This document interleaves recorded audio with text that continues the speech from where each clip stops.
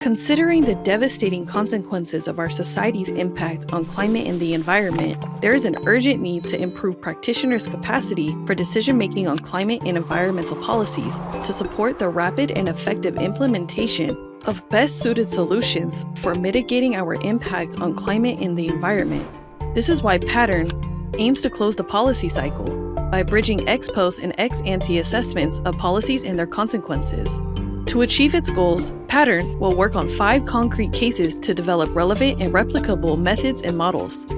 Intensive food production is a major driver of biodiversity decline in rural areas. Voluntary agro-environmental climate measures are considered to be key instruments that can help to halt biodiversity loss.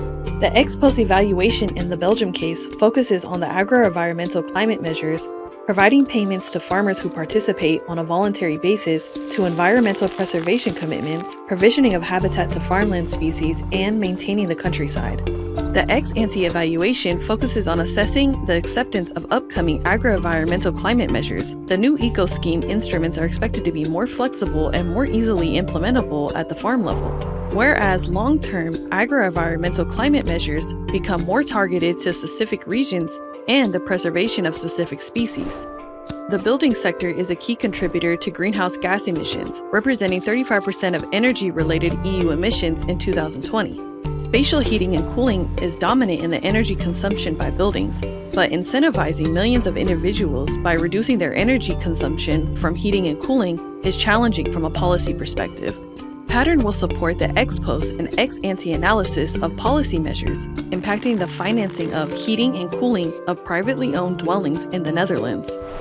In Piedmont, road transport is responsible for more than 30% of greenhouse gas emissions. It is therefore crucial for regional public authorities to push the shift towards more sustainable vehicles starting from the fleet under its direct control.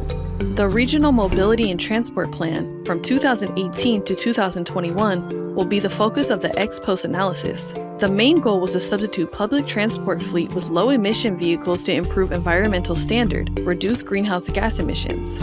The ex-ante analysis will focus on the Regional Mobility and Transport Plan from 2023 to 2030, and specifically the public aid to change fleets into sustainable vehicles for reducing polluting emissions and improving the quality of public transport. Aquaculture is considered as a tool to preserve biodiversity and allow to increase the production of proteins with low associated emissions. Aquaculture takes place in open, floating cages in the sea and is affected by climate change and pollution. In Norway, Pattern will support the ex-post analysis of the strategy for value creation from 2018 to 2021. Policies aiming at supporting growth in salmon production, describing how various climate mitigation policies were efficient to reach climate and biodiversity goals, and at the same time help contribute to increased growth. The ex-ante will focus on the same strategy, but on the period 2022 to 2025, containing revised policies and a stricter approach. Road transport accounts for 11.9% of global greenhouse gas emissions, and the reduction of traffic emissions has not been as rapid as it was expected. The current taxation methods are not sufficient to encourage more rapid reduction carbon emissions in city transport environment. Financial support has been and will be admitted to electric vehicles to speed up the transformation. However, changes in infrastructure and support frameworks are needed and can significantly slow down the pace of the change. The city of Lappeenranta aims at becoming carbon neutral in 2030. Pattern's ex-post analysis will focus on already implemented national-level policies and measures to cut traffic emissions. These PAMs are evaluated using social life cycle assessment, which aims to provide information on how equally implemented policies have treated different social groups. In ex-ante part of social life cycle assessment, it is studied how local policies and measures can overcome perceived deficiencies related to equity between different socioeconomic citizen groups.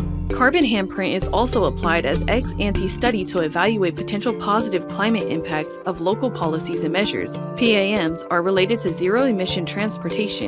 The goal is to develop measures that a city can take, besides actions already taken by the state, to promote the mitigation of greenhouse gases emissions in traffic. Follow Pattern on LinkedIn and visit our website to know more about what we do.